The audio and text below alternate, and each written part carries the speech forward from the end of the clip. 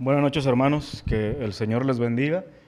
Vamos a continuar con nuestra serie de temas que iniciamos hace algunas semanas, el cual titulé Mirando hacia adentro. Ahora, antes de empezar con un tema más dentro de esta serie, quisiera recordarles algunas cosas. El propósito de este tiempo y de este tema es hacer un llamado a que nosotros podamos mirar hacia el interior de nuestra iglesia. ¿Con qué propósito, hermanos? Con el propósito de poder mirar hacia adentro y poder buscar en las Escrituras el espejo que nos examine y que nos diga cómo lucimos de una manera genuina. Sería hasta cierto punto fácil el compararnos con otras iglesias, pero sería poco útil. Cuando nosotros nos evaluamos a la luz de la palabra, y es la palabra la que nos dice cómo lucimos y qué cosas necesitamos ajustar para ser una iglesia que refleje aún más el carácter de nuestro Señor Jesucristo, creo que estamos o pudiéramos estar en ese camino necesario. Entonces, ese es el propósito de nuestra serie. En primer lugar, estuvimos viendo la importancia de la iglesia local, un verdadero creyente que es llevado por Dios al arrepentimiento y a la fe, se va a unir al cuerpo de Cristo, pero no solamente en un aspecto universal, sino que visiblemente en una iglesia local de creyentes. La iglesia da mucha importancia a la iglesia local, a las asambleas locales. Y Dios mismo dice que la iglesia por la cual Cristo dio su vida es la casa de Dios, es el lugar donde habita el Dios viviente y es el testimonio de una columna y baluarte de la verdad. Si esto es así, somos llamados a comprometernos con la iglesia local, eso vimos en segundo lugar. Y eso indica no solamente el congregarnos, pero por supuesto que lo conlleva. Pero cuando la Biblia habla de comprometernos en el aspecto de congregarnos, nos dice que el congregarse bíblicamente conlleva el asumir el rol de estimular y de exhortar. Y eso es una tarea de todos los que pertenecen a la iglesia del Señor. Ver cómo logramos o incentivamos a otros creyentes a que avancen hacia la madurez, hacia el carácter de Cristo. No podemos ser apáticos. Y luego nos hace un llamado a exhortar en el sentido de caminar con otros para llevarlos hacia la madurez. Y eso implica muchas cosas y demanda mucho de nosotros como creyentes, de todos los que pertenecemos a la iglesia. Y establecimos que eso es una responsabilidad de todos. Ahora todo esto nos sirvió de antesala para empezar a considerar ahora la membresía bíblica. Este es un tema, hermanos, que en lo particular considero tan útil y tan necesario que lo consideremos en nuestra iglesia. Por lo siguiente, algunas personas pudieran decir que la membresía en una iglesia es necesaria y otros pueden decir que es opcional. Lamentablemente la mayoría se hallan en ese intermedio en que bueno, sí es importante, pero tampoco lo es tanto para considerarlo mucho. Muchos tienen la noción de que los cristianos deberían de comprometerse con la iglesia local, pero insisto que muchos asumen, al menos de una manera implícita, en que no es algo tan necesario o tan importante. De aquí se deriva la razón por la cual muchos cristianos no ven un problema cuando constantemente son movidos a cambiarse de congregación en congregación sin considerar todas las implicaciones.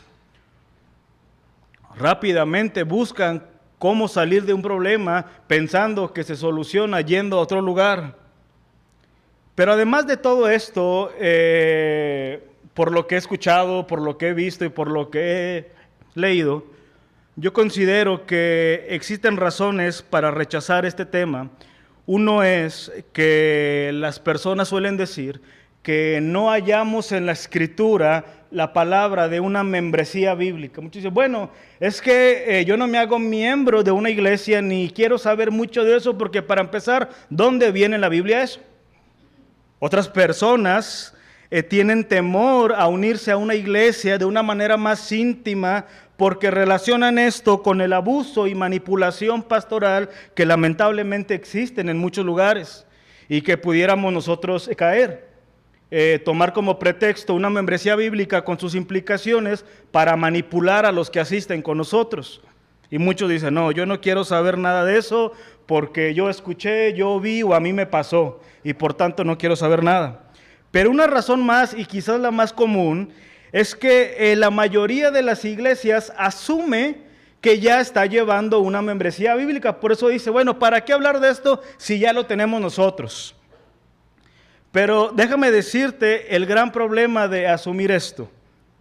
Muchas iglesias o pastores pueden decir, tenemos una lista de miembros, sabemos cómo recibir nuevos miembros. Sin embargo, en la práctica sucede lo siguiente. Es bien común que en las iglesias la lista oficial o ese registro oficial de miembros sea superior numéricamente a los que asisten fielmente a la iglesia.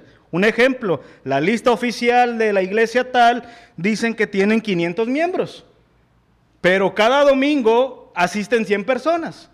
O sea, ¿cómo es eso posible que haya una lista de 500 miembros oficiales cuando se congregan fielmente tan solo 100?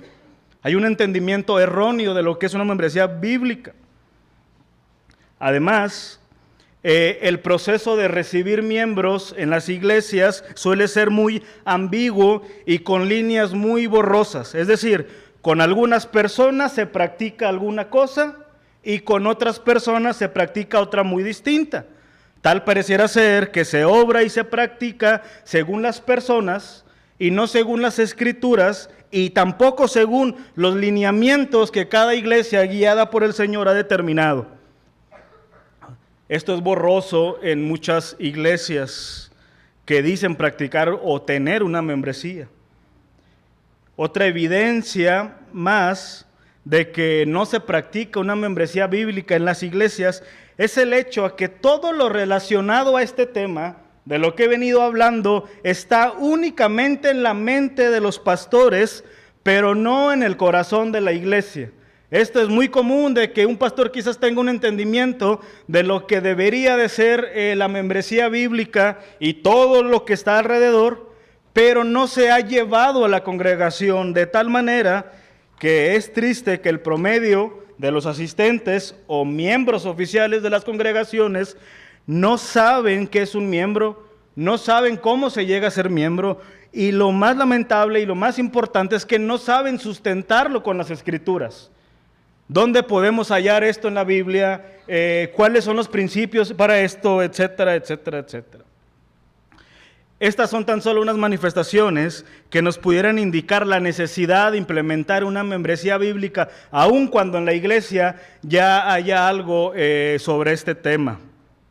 Al menos debería despertar en nosotros la curiosidad y darle la oportunidad a ver si esto es importante y esto cómo puede repercutir en la vida saludable de una congregación.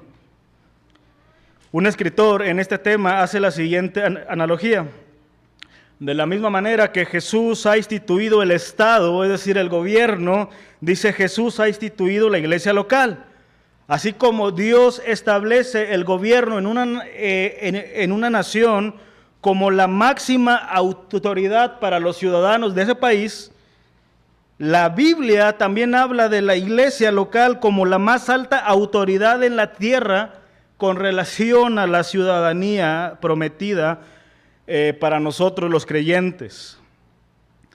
Vean un pasaje, Mateo 16, 19. Dice así lo siguiente: y a ti te daré las llaves del reino de los cielos, y todo lo que atares en la tierra será atado en los cielos, y todo lo que desatares en la tierra será desatado en los cielos.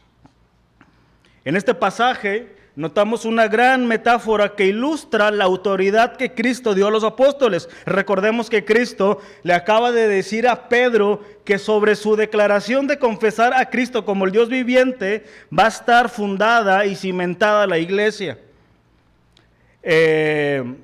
La Biblia habla de que la iglesia está fundada sobre el fundamento apostólico.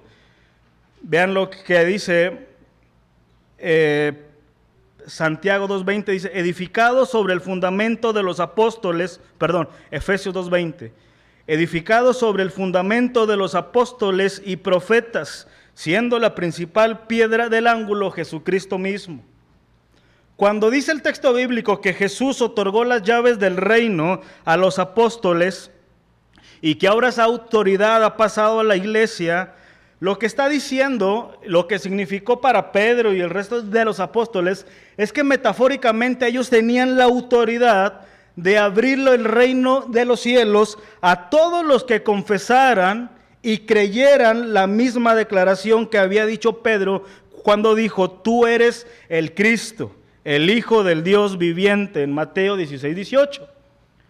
Esta era la señal de que habían creído verdaderamente en Cristo. Entonces ellos abrían el reino de los cielos, metafóricamente, declarando que esa persona era oficialmente un hijo de Dios y oficialmente alguien que pertenecía a Cristo y por consiguiente alguien que pertenecía a la iglesia. Hacían visible su confesión de fe. Es como decir que reconocían los apóstoles de manera oficial a tales personas como verdaderos miembros de la iglesia. Ahora, si esto te es sorprendente, déjame decirte que el asombro crece cuando vemos cómo Dios le ha placido otorgar dicha autoridad a las iglesias locales. Una iglesia local definitivamente no salva a nadie, pero le ha dado la facultad a Dios a la iglesia de reconocer públicamente a los ciudadanos del reino mediante una membresía bíblica. Pero además, no solamente se le ha dado la autoridad de reconocer públicamente, sino que también se le ha dado a la iglesia la autoridad de desconocer tal condición de manera pública. Por eso dice nuevamente en Mateo 16:19, que todo lo que atares en la tierra será atado en los cielos y todo lo que desatares en la tierra será desatado en los cielos. Básicamente esto quiere decir que la iglesia local puede retirar la membresía a una persona bajo la autoridad de la palabra de Dios.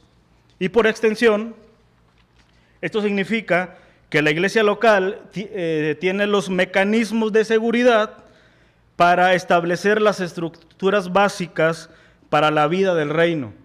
Es la iglesia un tipo de embajada que reconoce oficialmente a los que pertenecen a Cristo. Es por eso que esa frase de con Cristo sí, con la iglesia no tiene ningún sustento. Un verdadero creyente que fue movido por Dios al arrepentimiento y a la fe se unirá definitivamente a una iglesia local. Ahora, la gente suele decir, ¿dónde se encuentra la membresía en la Biblia? Y el problema con esta pregunta es que en la mente de tales hombres pareciera que abren la Biblia buscando el concepto de membresía como si fuese un club deportivo, como si fuese una tienda a la que te haces miembro para poder hacer compras, etcétera. Y por lo regular, por ejemplo, un cristiano no usa esta palabra membresía con relación a los gobiernos. Nosotros no pensamos cuántos miembros tiene México. No decimos, bueno, México tiene reconocidos oficialmente 100 millones de miembros. No pensamos así. Más bien pensamos que alguien que está suscrito a una asociación, a un sindicato, etcétera, etcétera. Pero más allá de los intereses comunes, lo que distingue a la iglesia de cualquier club, de cualquier tienda, de cualquier sindicato, no es el interés en común de sus integrantes, es que la iglesia tiene un rey llamado Jesucristo que exige la obediencia de su pueblo. Eso nos hace superior y tan diferente a cualquier lugar. Así que las iglesias comienzan con un hecho portentoso. Jesús es Señor y Salvador de la iglesia. Él murió en la cruz por los que habían de creer. Así que la Biblia no habla de la membresía como quizás pensamos o asumimos. En su lugar, y lo resumo muy rápido, habla de los miembros como su pueblo, que se reúnen todos juntos bajo la autoridad de Cristo. Jesús está interesado en los miembros de su reino, no en los miembros de un club. Así que muchos de los cristianos que se oponen fuertemente a la membresía de la iglesia es porque siguen insistiendo en que no hayan esto en la Biblia, pero como lo acabo de mencionar, lo buscan de manera errada. El Nuevo Testamento asume y da por sentado que un convertido se bautiza, se une a un cuerpo de creyentes y se somete a los que gobiernan y supervisan la asamblea. Vean Hechos 2:41. Dice, así que los que recibieron su palabra, sinónimo de haber creído, dice, fueron bautizados y se añadieron aquel día como 3,000 personas. Las personas que creían y se bautizaban no seguían viviendo su vida normal, sino que se integraban ahora a una comunidad identificable, iglesia. En el mismo capítulo, pero ahora en el versículo 47 dice, alabando a Dios y teniendo favor con todo el pueblo, y el Señor añadía cada día a la iglesia los que habían de ser salvos. Era un grupo grande, pero identificable, visible, perceptible. Ahora, un estudio, hermanos, que lo vamos a hacer breve. Ahorita estamos estudiando un tema, por eso va a ser una, pues tipo clase, predicación, no sé cómo llamarlo, donde vamos a observar por todo el Nuevo Testamento las evidencias de una membresía bíblica y cómo esto suma a nuestro crecimiento espiritual. Un escritor llamado Earl Blackburn dice lo siguiente, y me es útil y se los comparto. Podemos clasificar de tres maneras la manera de identificar cómo el Nuevo Testamento arroja evidencia grandísima sobre una membresía bíblica. Él lo dice así: la disciplina de la iglesia, los líderes de la iglesia y la benevolencia de la iglesia. Así que esta tarde, hermanos, vamos a ver de manera no breve estas clasificaciones y poder observar cómo el Nuevo Testamento arroja evidencia por todos lados de la necesidad de desarrollar una membresía bíblica, pero también ruego al Señor que me ayude para tratar de comunicar la importancia de esto y hacer la conexión de cómo esto va a aportar una vida espiritual más saludable a nuestra iglesia. Así que en primer lugar veamos cómo la Escritura habla de la membresía en el área de la disciplina de la iglesia. Vamos a Mateo 18, versículo 15 al 17. Un pasaje muy conocido, dice, por tanto, si tu hermano peca contra ti, ve y repréndele estando tú y él solos. Si te oyere, has ganado a tu hermano. Mas si no te oyere, toma un contigo a 1 o 2, para que en boca de 2 o 3 testigos conste toda palabra. Si no lo oyere a ellos, dilo a la iglesia. Si no oyere a la iglesia, tenle por gentil y publicano. De cierto os digo que todo lo que atáis en la tierra será atado en el cielo, y todo lo que desatéis en la tierra será desatado en el cielo. Esta es la segunda ocasión que el Nuevo Testamento menciona la palabra iglesia. En este pasaje, Cristo nos da el orden de cómo se debería de practicar la disciplina en la iglesia, que lo vamos a ver más adelante. Pero Él nos dice los primeros 2 pasos. Si un hermano peca o ha pecado contra ti, dice, ve tú y él solos y háblenlo. Si no se resuelve, junta a 2 o 3 personas y ya háblenlo. Si la persona insiste en esa actitud, ahora sí llévalo a la iglesia. Así que la gran pregunta es aquí, ¿cuál es la iglesia de la que se habla aquí? ¿Es un cuerpo espiritual, místico o universal, o es una congregación visible? Definitivamente es una congregación visible. El resto del versículo 17 dice, tráelo a la iglesia, a un grupo de creyentes pertenecientes. Ahora, aquí hay algo muy implícito en el versículo 17. Para que esta persona que persistió en pecar y no oyó al hermano que ofendió, ni escuchó a los testigos, ni escuchó a la iglesia y por tanto fue excomulgado, para que haya sido excomulgado, previamente tuvo que haber sido parte de un grupo de miembros. Esto es algo muy evidente, pero esto nos ayuda mucho a nosotros para entender que la membresía bíblica sirve para protección de la iglesia. Yo pienso de que no podemos practicar la disciplina eclesiástica si primero no tenemos un cimiento robusto sobre lo que es la membresía bíblica y posteriormente la disciplina. Lamentablemente pudiéramos saltarnos este enorme paso y la disciplina, lejos de ser un medio de restauración para las personas, es un medio que daña.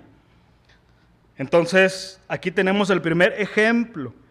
Para tener la oportunidad de expulsar a alguien de la membresía local de creyentes, tuvo que haber existido una membresía formal para que la persona pudiera ser echada y tratada como gentil.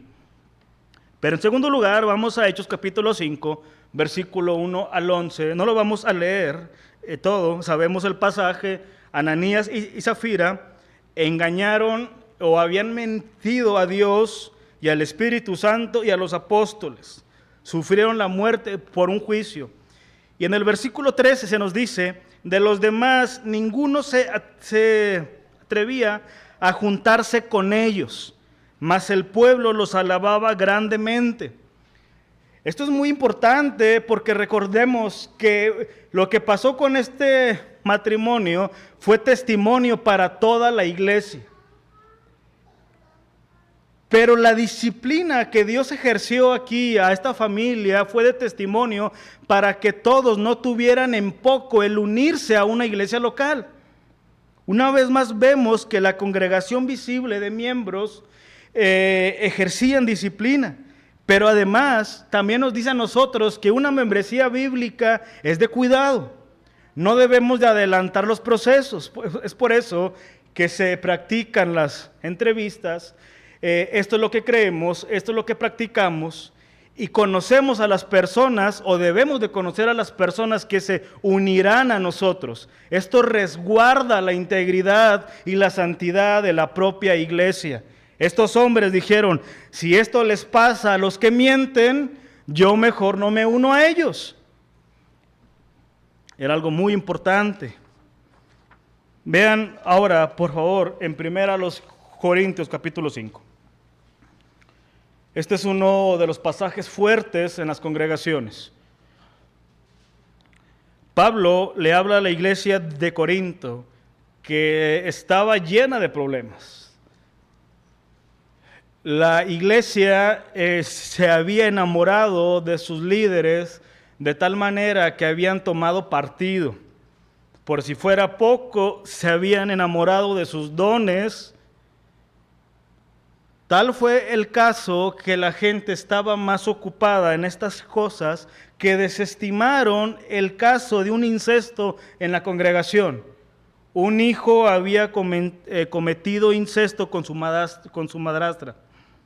En el versículo 2 del capítulo 5, Pablo reprende a la iglesia porque estaban envanecidos y no habían lamentado la acción. También él observa que este pecador no había sido echado fuera de ellos. Nos dice entonces que había alguien que pertenecía dentro y algunos que estaban fuera. Les amonesta diciendo que cuando estén reunidos en el nombre de Cristo, tienen que dar esa persona a Satanás para la destrucción de su carne. En los versículos 6 al 8 les dice que se limpien de la vieja levadura, pero en el versículo 9 al 11 dice que no deben juntarse con los fornicarios. Y aquí lo importante para nosotros. Pablo no estaba pensando en los fornicarios del mundo. Él estaba hablando de los fornicarios que se llamaban hermanos. Vean el versículo 12 y 13 del capítulo 5. Porque ¿qué razón tendría yo para juzgar a los que están fuera? ¿Fuera de dónde? De la comunidad de creyentes de una membresía. ¿No juzgáis vosotros a los que están dentro? Porque los que están fuera Dios juzgará. Quitad pues a ese perverso de entre vosotros.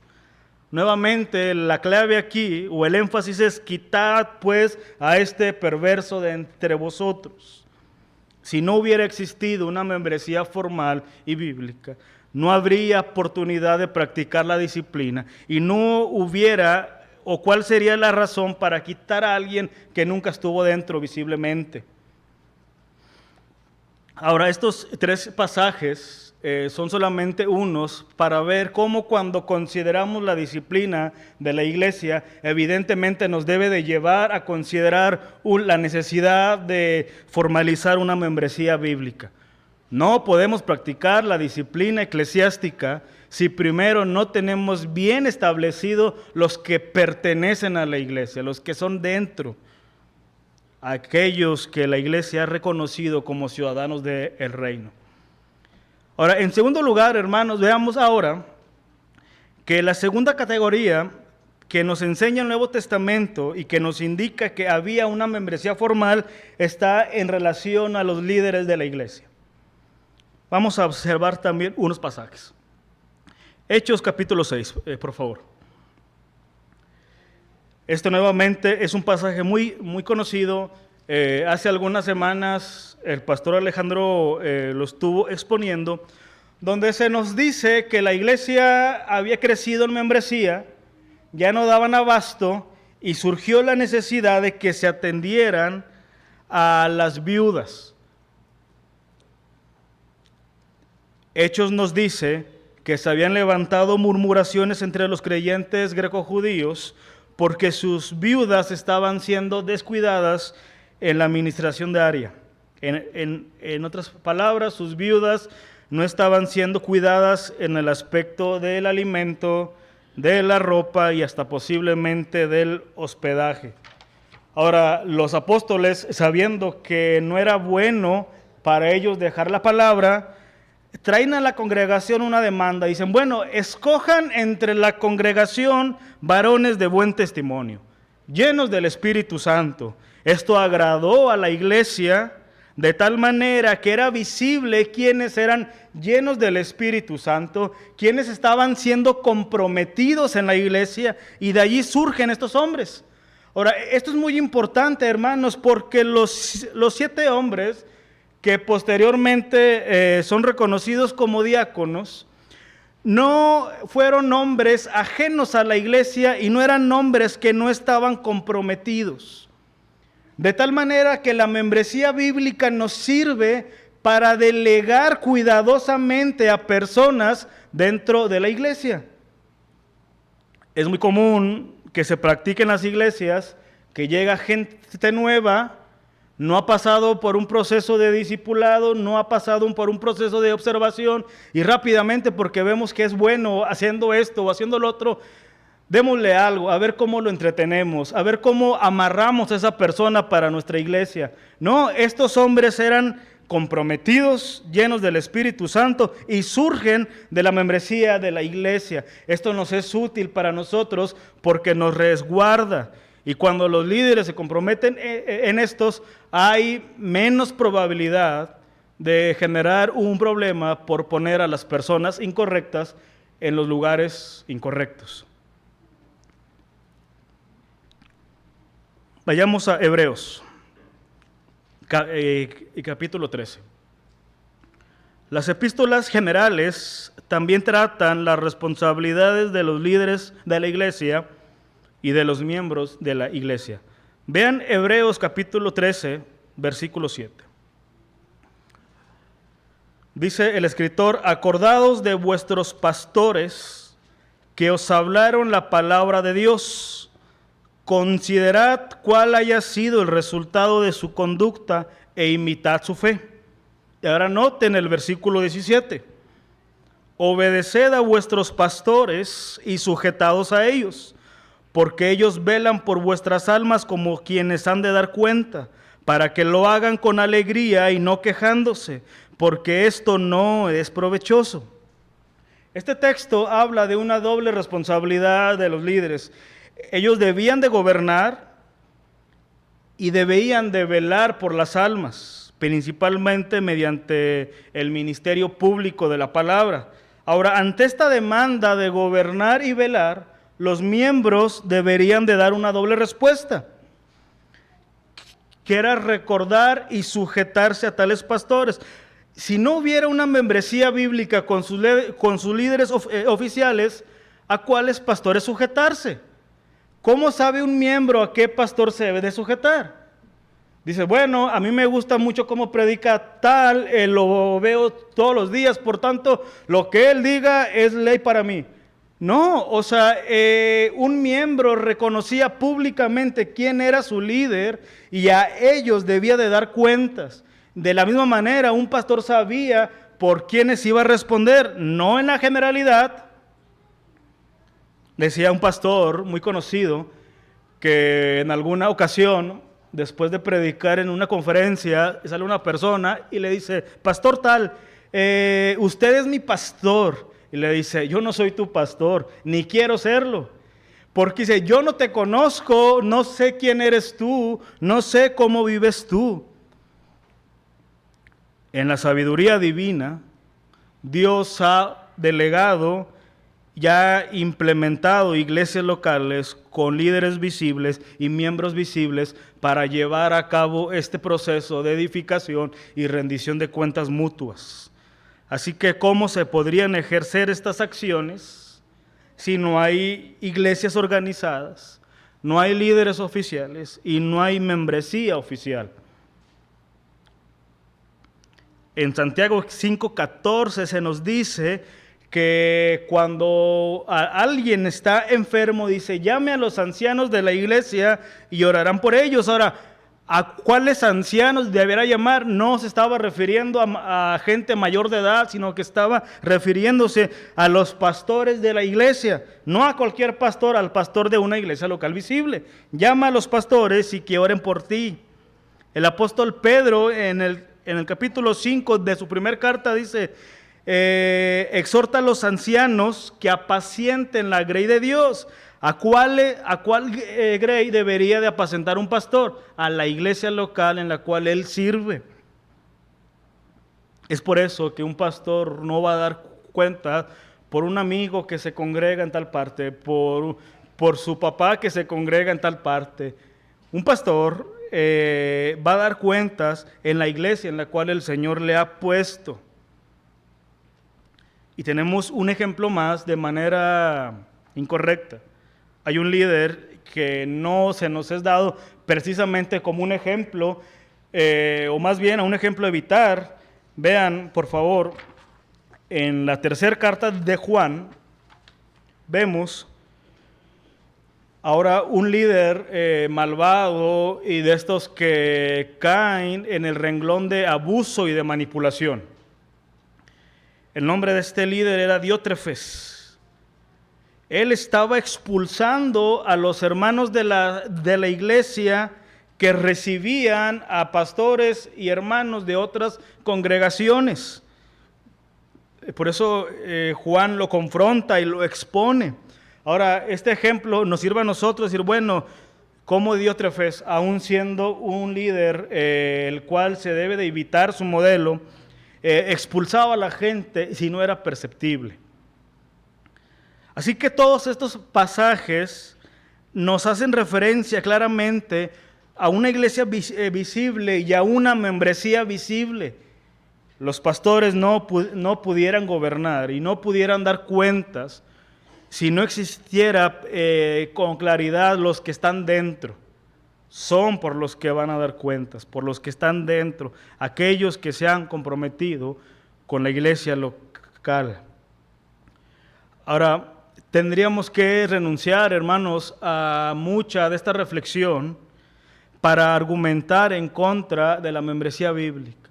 Aquel creyente que ante las evidencias que nos brinda el Nuevo Testamento, aún sí persiste en decir, bueno, yo solamente quiero asistir, pero no quiero que cuiden por mí, no quiero que me cuestionen, no quiero saber nada de esto, tendría que borrar muchos textos del Nuevo Testamento.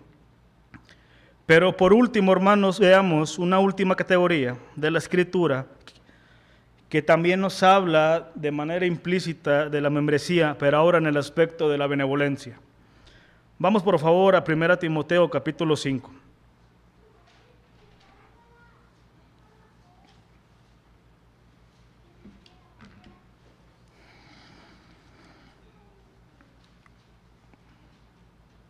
Primera Timoteo capítulo 5 nos habla de una de las responsabilidades de la iglesia con sus miembros. Si bien es cierto que la principal responsabilidad de una iglesia no es la labor social, tampoco una iglesia debe de rehusar a participar en la vida de sus miembros cuando éstos lo necesitan. Y en este capítulo se nos habla de manera más precisa de las viudas. El versículo 9 dice, sea puesta en la lista solo la viuda no menor de 60 años, que haya sido esposa de un solo marido. Y luego se nos da una lista más de características de las viudas que deberían de estar en tal lista. Ahora, la pregunta es, ¿cuál lista? ¿Y qué significa este versículo? Bueno, este pasaje nos revela que dentro de la membresía de las iglesias del Nuevo Testamento había un tipo de submembresía, es decir, había una lista especial o un registro para las viudas. Las viudas que en verdad eran viudas debían de ser cuidadas por las congregaciones locales. Ahora, para tener esto claro, la iglesia debería de tener claramente un registro de sus integrantes y de sus vidas. ¿Cómo poder ayudar a alguien del cual desconozco? Es por eso que Pablo dice, pongan en esta lista a las viudas no menores de 60 años, que hayan sido esposas de un solo marido, que hayan sido hospedadoras, que hayan dado testimonio de su fe. Para que una viuda pudiera ser sustentada físicamente, ella tenía que ser un miembro con buen testimonio en una iglesia específica y tenía que cumplir con los requisitos mencionados en los versículos que están en este capítulo.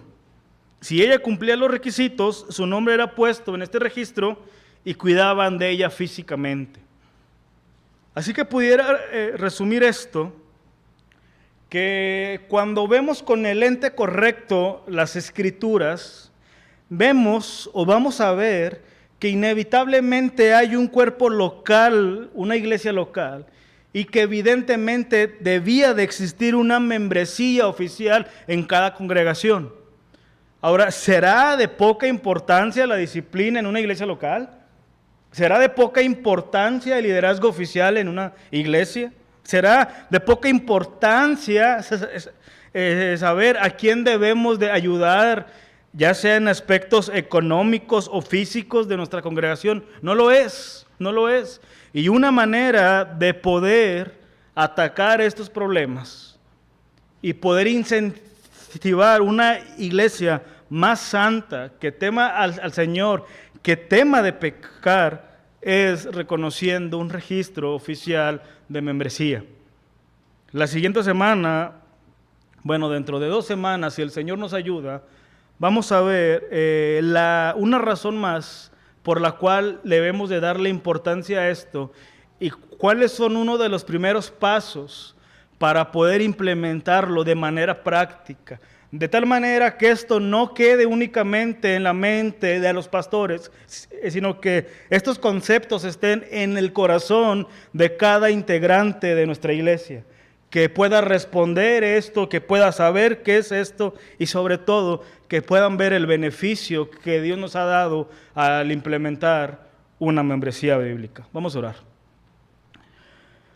Padre, te damos gracias, Señor, por este tiempo. Danos, Señor, de tu entendimiento para poder entender esto, Señor. Todos anhelamos una iglesia que te tema, una iglesia que te ame, una iglesia que se estimule, Señor, mutuamente para poder crecer y para que sea visible, Padre, que tú reinas entre todos nosotros. Danos, Señor, de tu humildad y danos, Señor, de tu sabiduría para digerir esto y para apropiarnos lo que tu palabra dice y meditarlo, reflexionarlo y ver la utilidad de estas cosas. Te damos gracias, Señor, porque en tu gracia nos has salvado, porque en tu gracia nos has concedido donde reunirnos y porque, Señor, tu diseño es sabio más que el nuestro. Gracias, Padre, y te lo suplicamos en el nombre de Jesús. Amén.